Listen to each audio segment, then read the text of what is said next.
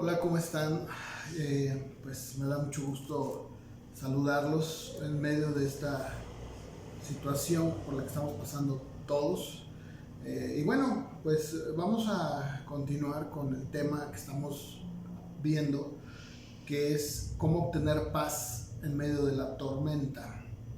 Me gustaría hacer una recapitulación de todo lo que en los domingos pasados vimos, brevemente, para poder recordar, para que podamos pues refrescar un poco la memoria, ¿no? Creo que de repente es fácil, y sobre todo ahora como estamos pasando esta situación, que se nos olvide o que de repente pues ya nuestra mente nos engañó y perdimos todo el sentido de lo que estamos hablando. Me gustaría que hiciéramos una oración ahí en tu hogar, donde te encuentres, para que podamos entrar a esta tercera parte. Ahí te invito a que donde estés me acompañes con una oración. Señor, te damos gracias por este momento que vamos a tener en tu palabra. Te pedimos, Señor, que tú abras el entendimiento, los corazones, y que haya una comprensión clara sobre este tema, que pueda ser de ayuda, de edificación, de exhortación tal vez, y que todo sea, Señor, para tu gloria. Te lo pido en el nombre de Jesús. Amén. Bien, primeramente vimos que el apóstol Pablo escribe a los filipenses que no debemos de estar afanosos. Dice, por nada estéis afanosos, sino sean conocidas vuestras peticiones delante de Dios.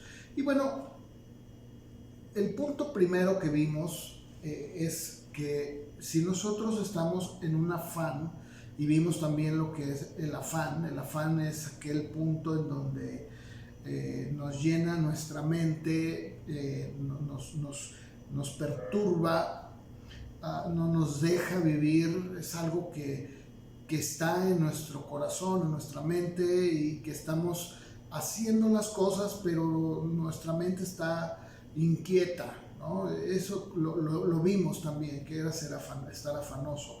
Dice Pablo, bueno, por nada estén afanosos, ¿no? Y si lo estás, dice, recurre a la oración. Vimos que el apóstol Pablo nos enseña que cuando estamos en el afán, ¿verdad? Dice, primero dice, no estés afanoso, sino más bien dice, ora, recurre a la oración, acompaña la oración, dice Pablo, de súplica. Ya vimos lo que significa la súplica, es pedir algo a alguien por algo. Dice, dando a conocer, o sea, acompaña tu oración con súplica, dando gracias a Dios por dando a conocer, o dándole a Dios a conocer, que también hablábamos de que dar a conocer nos habla de compartir o decir algo que está escondido, algo que tenemos nosotros guardado. Dice con acción de gracias, ¿sí? O sea, acompañamos la oración con un ruego, con acción de gracias, por medio de dando a conocer, lo que hay en nuestro corazón, ¿verdad? A Dios, dándole gracias. O sea, entendimos que la oración es el elemento indispensable. Vimos que era la oración desafortunadamente se ha convertido en un ritual, se ha convertido en una situación, en algo que yo de manera mecánica lo hago, o que incluso recurro a la oración únicamente cuando tengo un problema o una necesidad. Y la realidad es que no es así. De hecho, de eso voy a hablar en este tema el día de hoy. El tercer tema voy a hablar de eso. Pero bueno, entonces dice Pablo, más bien dice, ora, con súplica. Dale a conocer a Dios lo que hay en tu corazón, dándole gracias. O sea, entendiendo que todo lo que está pasando cualquier situación que está pasando, que te tiene un afán, darle gracias a Dios, sabiendo que todo esto Dios lo permite, que es el punto número 2 que vimos, ¿no? Y entonces dice que al hacer esto, como consecuencia o resultado, dice, y la paz de Dios guardará sus corazones. Hablábamos también que la palabra guardará, es una palabra griega que nos habla de una guardia romana. Pablo utiliza esta palabra que anteriormente se usaba para describir a una guardia romana que estaba cuidando a alguien o a algo. Entonces lo que está diciendo es que como resultado de nuestra oración con súplica, con acción de gracias, dándole a conocer a Dios lo que tenemos en nuestro corazón, como resultado viene su paz guardando, como si fuera una guardia romana de soldados, nuestro corazón. También vimos en el segundo domingo que todo esto que sucede es porque Dios lo permite.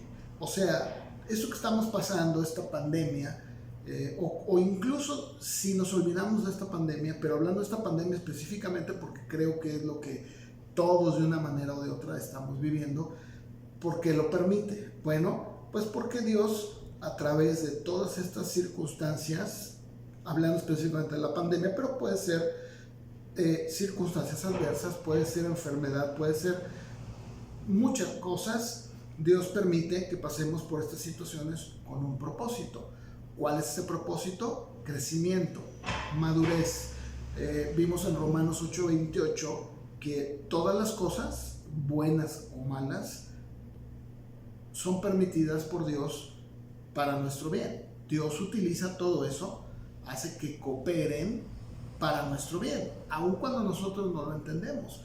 Es como en este momento, ¿no? En este momento probablemente alguien puede decir, pero es que no entiendo por qué pasa esto, no entiendo por qué mi trabajo, tal vez ya no estoy trabajando, ya no estoy percibiendo dinero, no tengo para proveer. Bueno, ok, todo esto, aunque nosotros no lo veamos, en realidad está sirviendo con un propósito, ¿no?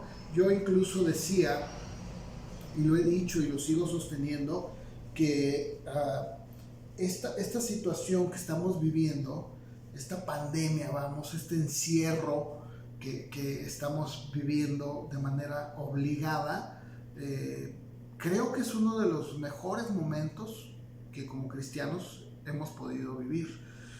Y tal vez alguien dirá, pero ¿cómo es posible, verdad, que yo diga esto? Bueno, lo digo porque en realidad, si ustedes se fijan, creo que a lo largo del año, y esto también yo ya lo había comentado en alguna ocasión, a lo largo del año muchas de las veces no tenemos tiempo.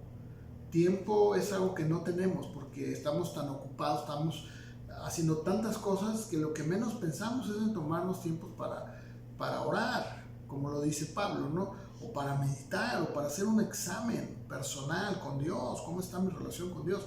Nunca lo hacemos. Simplemente damos por un hecho las cosas y pues nos vamos, seguimos los días como si no pasara nada. Vamos a la iglesia los domingos dando por un hecho que alguien nos va a compartir, vamos a escuchar la palabra, nos vamos a nuestras casas y sabemos que al otro día vamos a trabajar, y es como nos enredamos en una fábrica donde los engranes ya trabajan por sí solos y nos olvidamos realmente de los aspectos verdaderamente importantes, ¿no?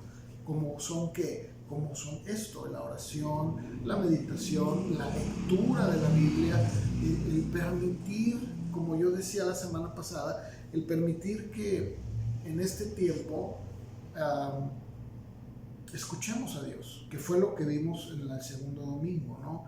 El por qué, cómo Dios permite que a través de la oscuridad, que a veces la oscuridad la hemos visto como algo malo, pero realmente a través de la oscuridad, o sea, de los momentos oscuros, Dios hace cosas grandes. Por ejemplo, yo lo comentaba esto, pero creo que vale la pena volverlo a escuchar, el hecho de que las personas, los seres humanos, crecen en la oscuridad, o sea, crecen cuando duermen. Un niño se desarrolla y crece cuando duerme, en la noche. Las flores crecen, se desarrollan en la noche. Entonces, realmente Dios utiliza todo esto para nuestro propio bien, aunque nosotros no lo vemos así. Pero si nos ponemos a pensar, si nos tomamos el tiempo, como hablábamos sobre este salmo que dice pacientemente, que fue el que vimos en el segundo domingo, pacientemente esperé yo al Señor y Él inclinó su oído y oyó mi clamor y me sacó del foso, ¿no? Y lo vimos que era un foso, del hoyo cenagoso. O sea, ¿qué pasa?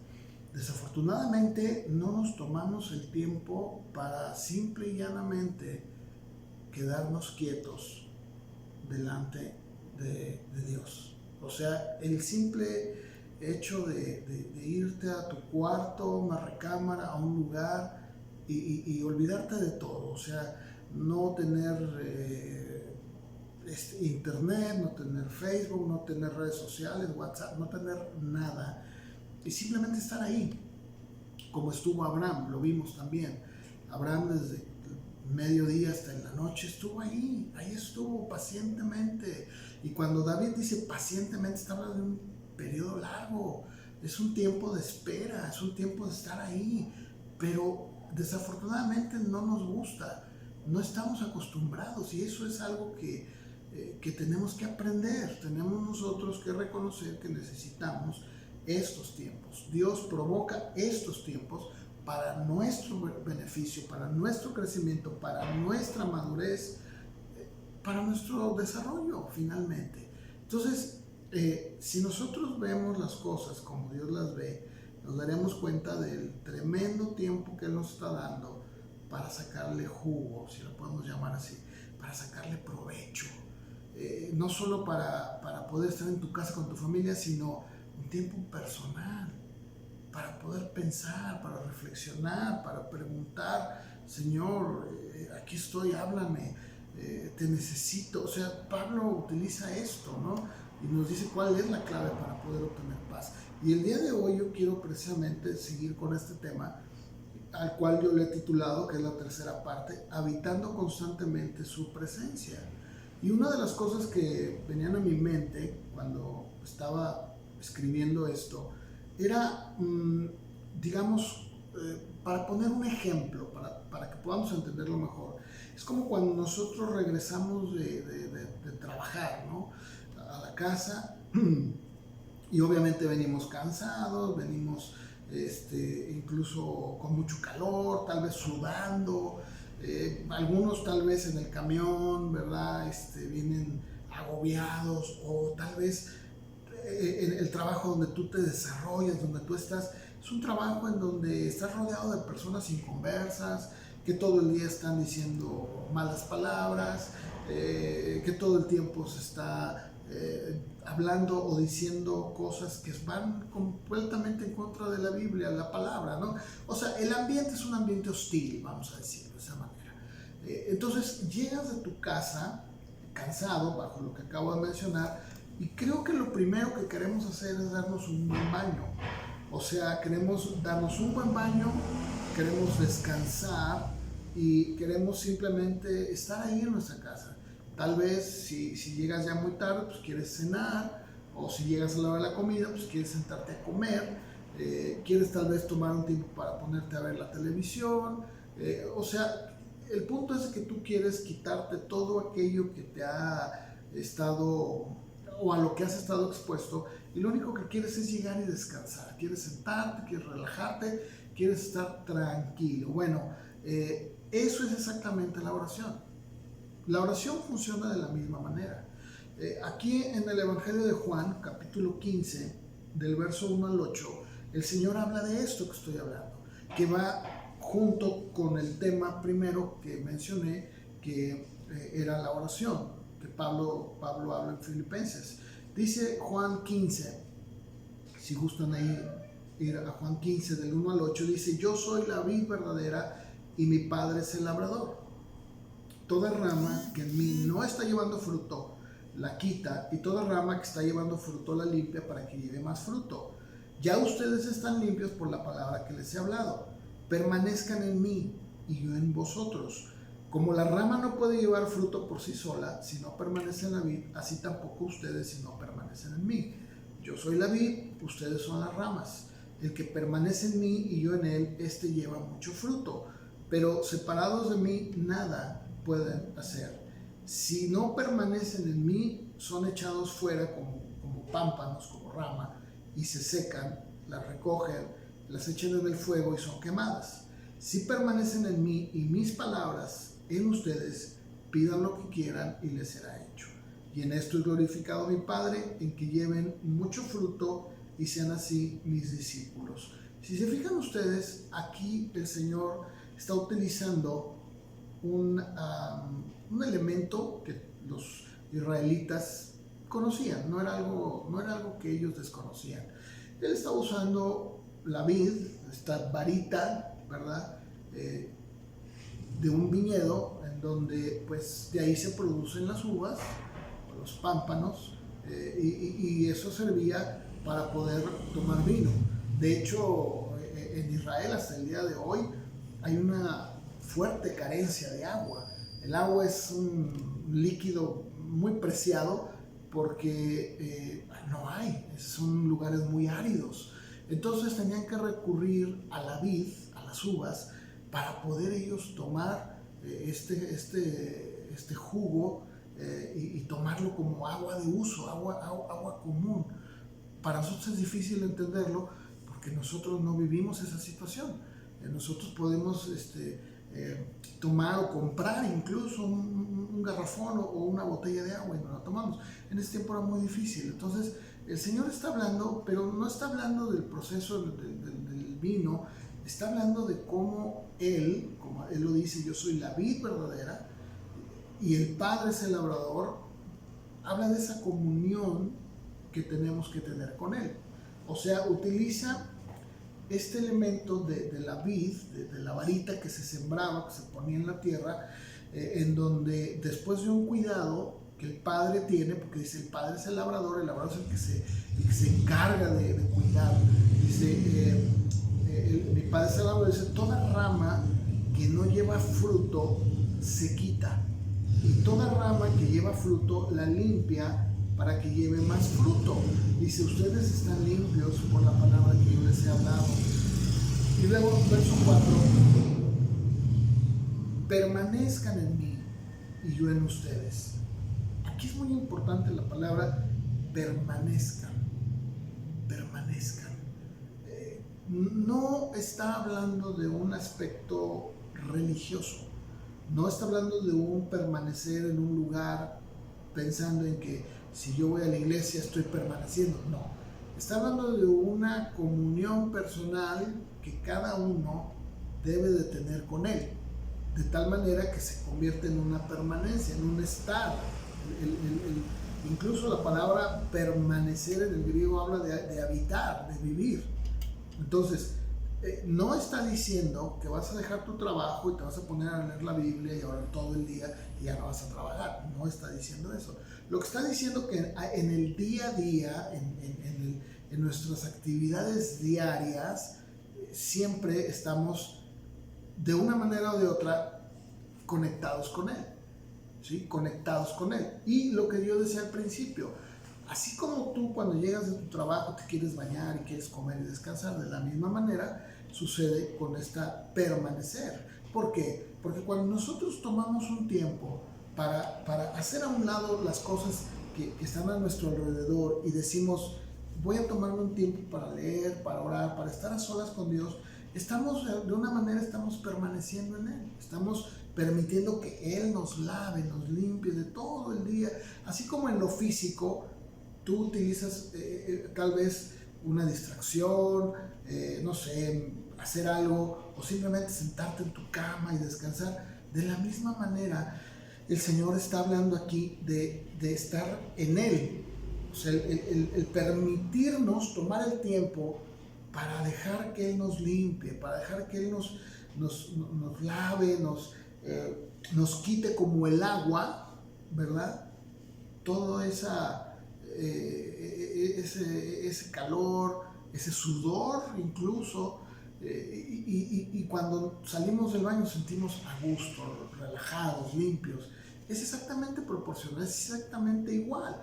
Aquí lo que el Señor está hablando es precisamente de esa permanencia, de esa comunión que nosotros debemos de tener, no solamente cuando hay una necesidad, es una permanencia continua y constante. De ahí depende mucho lo que nosotros realmente vayamos a experimentar en esa paz de Dios. Porque si nosotros no estamos entendiendo que estamos ligados como ese pámpano a la vid, entonces dice aquí, ¿verdad? Toda pámpano que en mí no lleva fruto lo quita, y toda rama que no lleva fruto la limpia para que lleve más fruto. O sea, esta limpieza de la que habla es el proceso en el que todos estamos caminando, en donde hay imperfecciones, en donde hay errores, donde incluso llegamos a pecar, pero la limpieza de la palabra de Dios en nuestras vidas nos va cambiando. Es ese proceso de santificación en el que todos debemos y deberíamos de estar en el día a día, ¿no?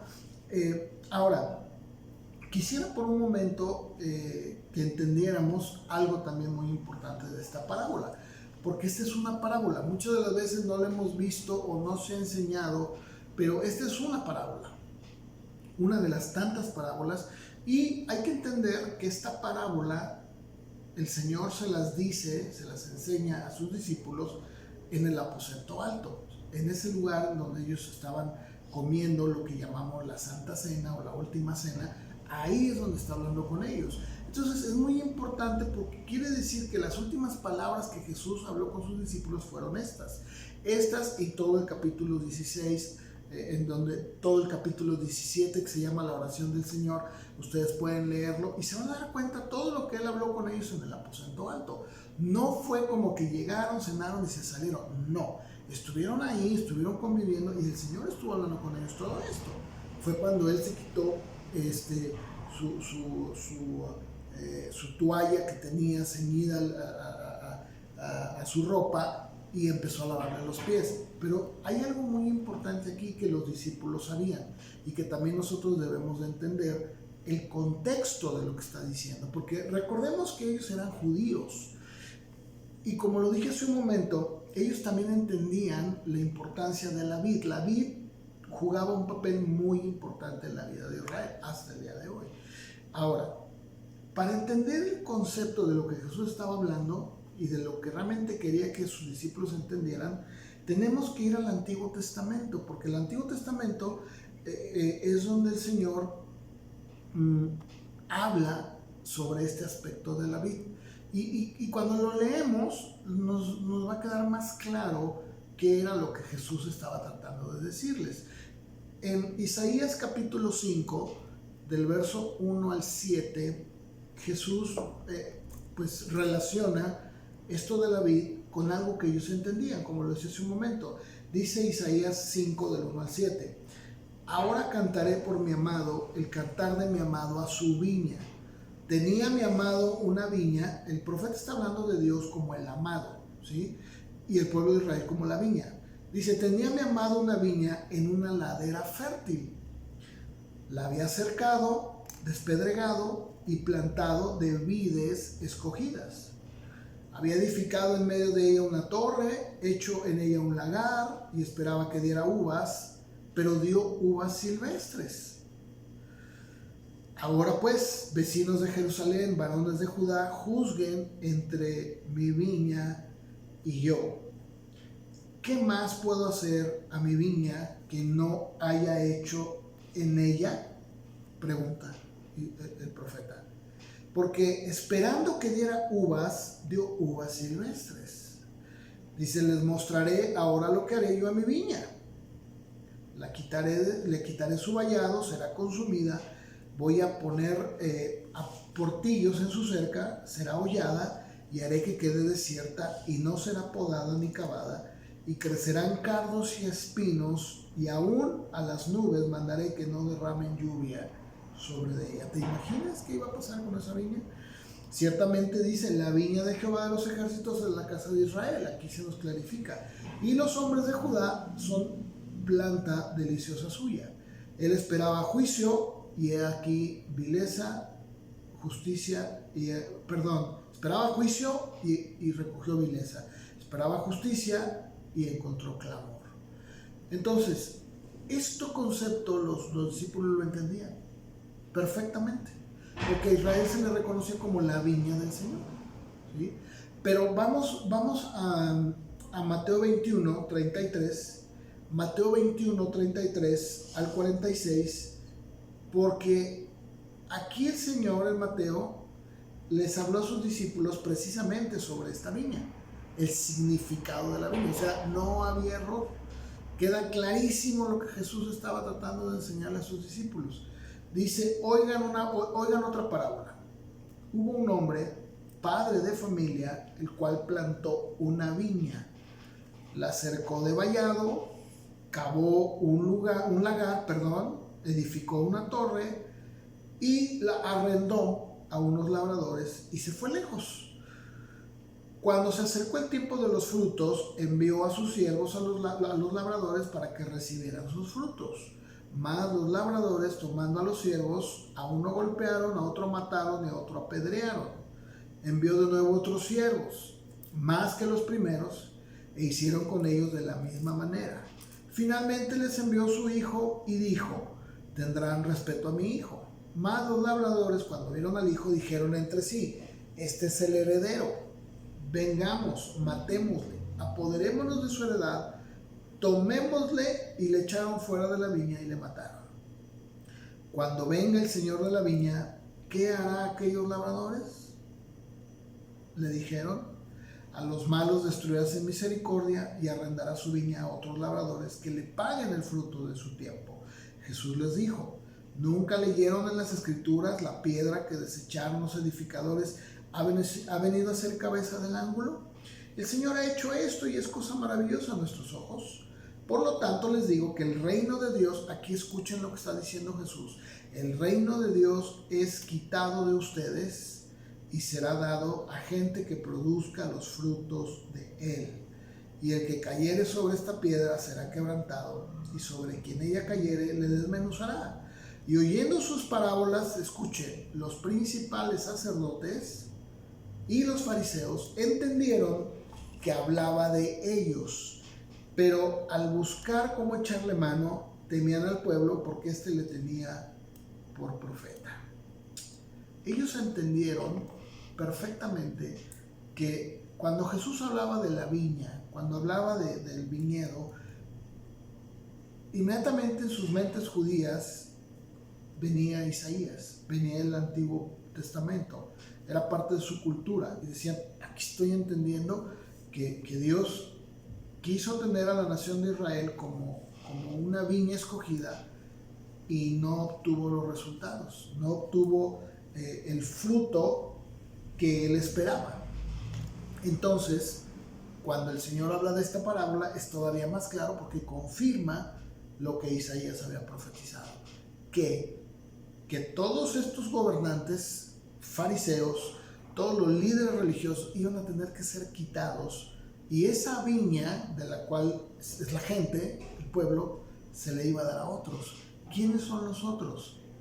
Pues nosotros, el pueblo cristiano, el pueblo, el gentil, en donde ahora nosotros somos esas personas que formamos parte de esa viña. Y cuando entendemos Juan 15, entonces entendemos que Jesús lo que estaba diciendo era más allá de un estado, de una población, como en este caso los judíos. Él estaba hablando de una comunión, que era algo que nunca entendieron. Los líderes religiosos nunca lo entendieron, jamás entendieron qué era lo que Jesús estaba tratando de enseñarles, que era tener una comunión con Él, una comunión con el Padre a través de Él. Nunca lo entendieron. Pero a sus discípulos, antes de morir, les clarifica esto y les dice, miren, la viña, ¿verdad? O sea, todo de lo que he hablado son ustedes, pero yo soy la vid. O sea, de donde emana la fuente de todo de lo que son, es a través de mí, es por mí, porque yo soy la vid. Y mi Padre es el que cuida la viña, es el labrador, es el que limpia, el que corta las ramas, el que hace o guarda a esos pámpanos que den un buen fruto, que haya un campo, un viñedo próspero, un viñedo rico, un viñedo que dé buenos frutos, o sea, no uvas silvestres, sino uvas escogidas, de buen sabor, de buena calidad. Entonces, cuando nosotros lo llevamos todo esto hacia la mente de Cristo, entendemos que Él está hablando de nosotros, claro, ¿cómo? Permaneciendo en Él, pero no permaneciendo en Él de una manera religiosa. O sea, no es como que cumpliendo con la Biblia en cuanto a tengo que hacer esto, tengo que hacer otro. No, en una comunión plena y completa en el día a día, tú con Él. Pero obviamente que la oración es parte fundamental del permanecer, porque si tú no te tomas el tiempo para poder estar con Él y poder hacer a un lado todo lo que está pasando en el día a día, ahorita por ejemplo, por eso lo he dicho, tenemos una oportunidad muy grande porque podemos hacer a un lado muchas cosas y simple y llanamente estar con Él, permaneciendo con Él, estar con Él. El simple hecho de hacer a un lado lo que tenemos para poder decir, Señor, aquí estoy. Y de hecho concuerda perfectamente con lo que Pablo enseña, cuando dice, por nada estén afanosos, sino sean conocidas sus peticiones con oración, con plegarias, con acción de gracias. ¿Por qué? Porque cuando nosotros estamos tomándonos un tiempo para estar con Él, ¿qué estamos haciendo? Eso, estamos permaneciendo en Él. Pero si nosotros no entendemos esta permanencia, lo que significa, podemos caer exactamente en lo mismo que los judíos.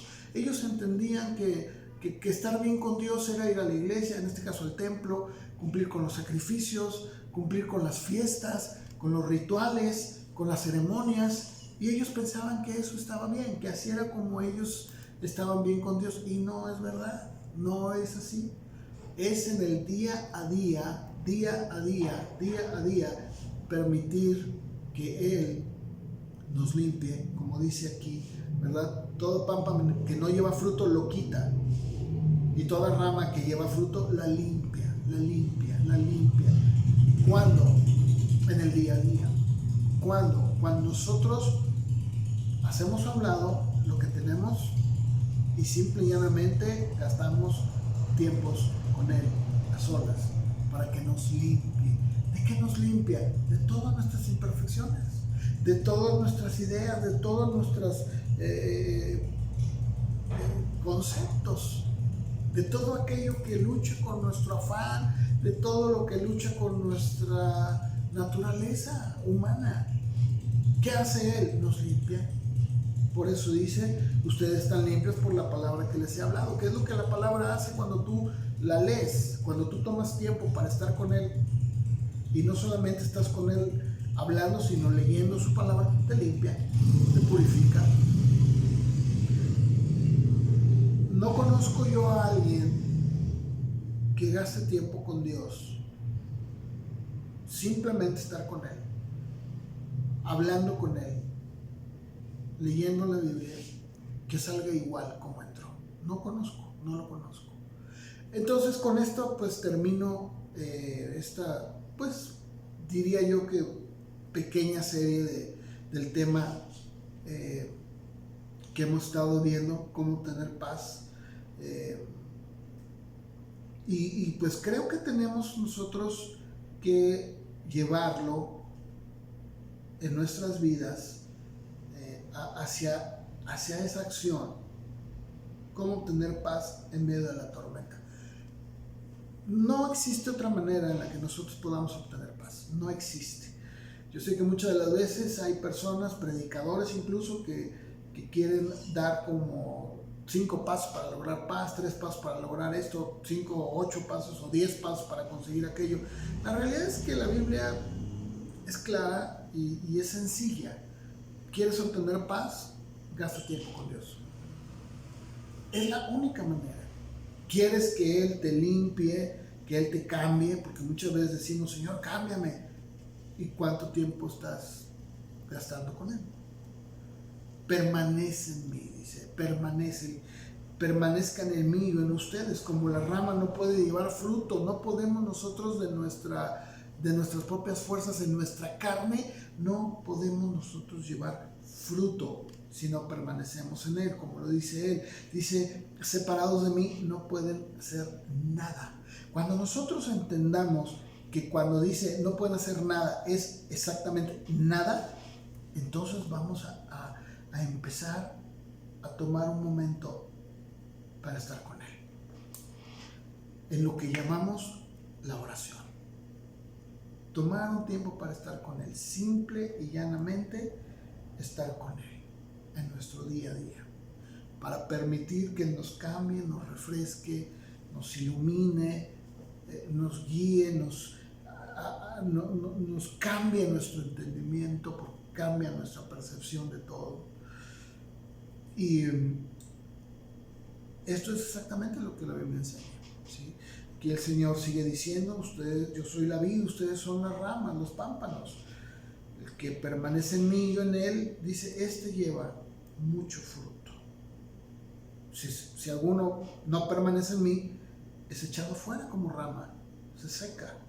Saben que en los viñedos le llaman purgar las ramas, se llama purgarla. ¿Qué quiere decir? Una rama, y esto incluso sucede también con algunos árboles frutales. De repente hay árboles que no están dando fruto como deberían, entonces lo que hace el agricultor, ¿verdad? O los hortelanos, los que cuidan, es purgar al árbol. ¿Qué significa? Lo limpian. Quitan las ramas, quitan todas esas ramas secas que estorban, que son las que no permiten que el árbol siga produciendo muchos frutos. Bueno, pasa lo mismo con las uvas. Se purga. ¿Cuál es el propósito de quitar las ramas secas? Hacer que dé más. ¿Y cuál es el propósito cuando dicen limpiar? Limpias para que siga dando más. O sea, ese es un proceso natural que existe. Y aquí el Señor está hablando de eso. Entonces, yo quisiera pues simplemente terminar diciendo o llevándote una reflexión. ¿Estás pasando por un momento difícil? Tal vez sí, como todos. Pero ¿qué estás haciendo? ¿Cuál es tu respuesta? O sea, ¿cuál es tu reacción? ¿Te preocupas como el mundo? ¿Actúas igual que los demás? ¿O recurres a Dios en oración? Eso marca la diferencia. Si tú estás tomándote un tiempo para reconocer que sin Él no puedes hacer nada, o sea, no puedo generar dinero, no puedo generar recursos, no puedo hacer nada, Señor, porque si tú no me ayudas, yo no puedo. Sí, pero no se trata solamente de decirlo, se trata de entonces ir con la vid verdadera, porque la vid es la que alimenta a las uvas, es la que las nutre, es la que le da todos los nutrientes para que las uvas salgan fuertes, jugosas.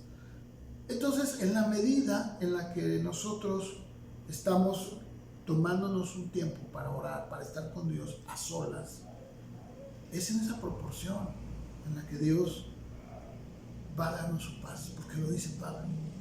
Entonces, yo espero que esto que he compartido les haya ayudado estos 3 domingos y que de verdad lo hagamos. Tomémonos el tiempo, porque lo tenemos, para reflexionar, para pensar, para meditar, para permitir que la vid verdadera nos nutra, su savia nos nutra, nos alimente, nos fortalezca.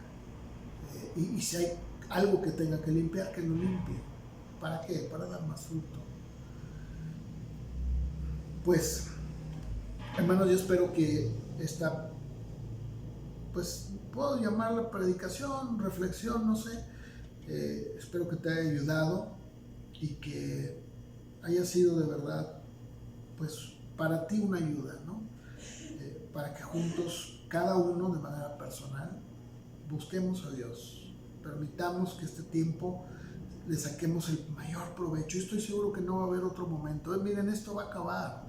Este virus va a acabar, se va a acabar. Vamos a volver a la normalidad.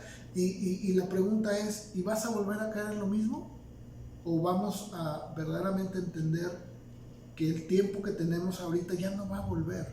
Y lo que tú no aproveches para hacer hoy, no lo vas a hacer mañana. Si ahorita que estamos prácticamente obligados a quedarnos en nuestra casa, no lo hacemos, cuando estés ocupado no lo vas a hacer ni de broma. O sea, no lo vamos a hacer, esa es la realidad.